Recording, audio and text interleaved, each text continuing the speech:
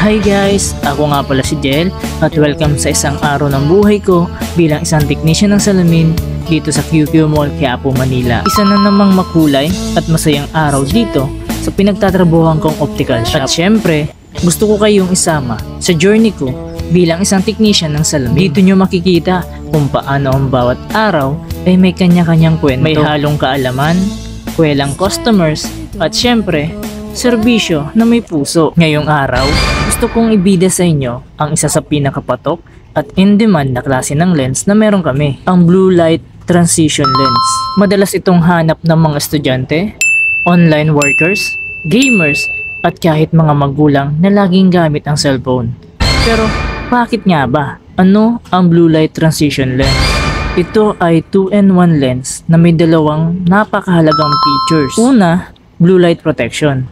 May special coating ito na tumutulong protektahan ng ating mata mula sa harmful blue light na galing sa gadgets at LED lights. Napakahalaga nito, lalo na kung ikaw ay exposed sa screen ng cellphone, computer o TV ng ilang oras sa isang araw. Nakakatulong ito para iwas pagkapagod ng mata, blurry vision, at minsan pati pananakit ng ulo. At ang pangalawa, photochromic transition feature. Kapag lumabas ka sa araw o maaraw na lugar, automatic itong nagda-dark, parang sunglass. Pero pag bumalik ka sa indoor, unti-unti itong bumabalik sa pagiging clear. Kaya very convenient. Hindi mo na kailangan magpalit ng salamin o magdala pa ng shades. Isang salamin, doble ang gamit. Kaya hindi kami nagtataka kung bakit halos araw-araw ito ang pinapagawa ng customers namin.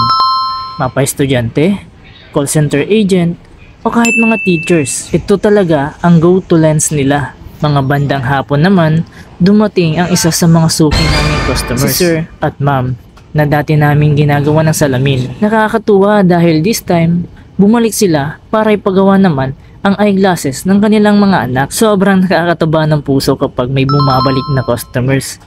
Ibig sabihin, naging satisfied sila sa unang serbisyo at produkto na nakuha nila. At ngayon, kami pa rin ang pinagkakatiwalaan nila para sa mahal nilang anak. Kaya maraming salamat po ulit sa tiwala.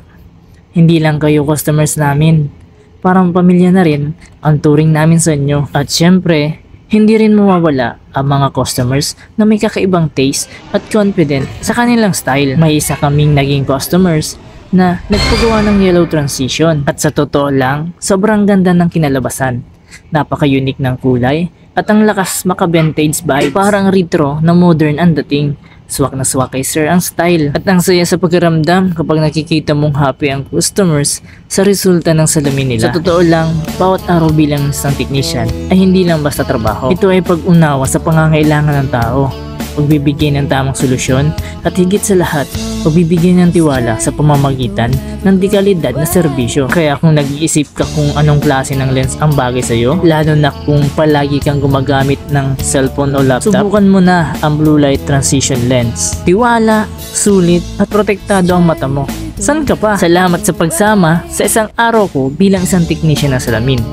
Hanggang sa susunod na kwento, mga kasalamin, don't forget to like, comment, and share kung may natutunan kayo o nakaka-relate kayo sa kwento ko today. At yan ang isang masaya at makabuluhang araw ko bilang isang technician ng salamin. Muli, ako nga pala si Jel, ang inyong technician ng salamin dito sa QQ Mall, Quiapo, Manila. Tandaan, sa salamin, hindi lang paningin ang nililinaw, kundi pati pananaw sa buhay. Salamat mga kasalamin!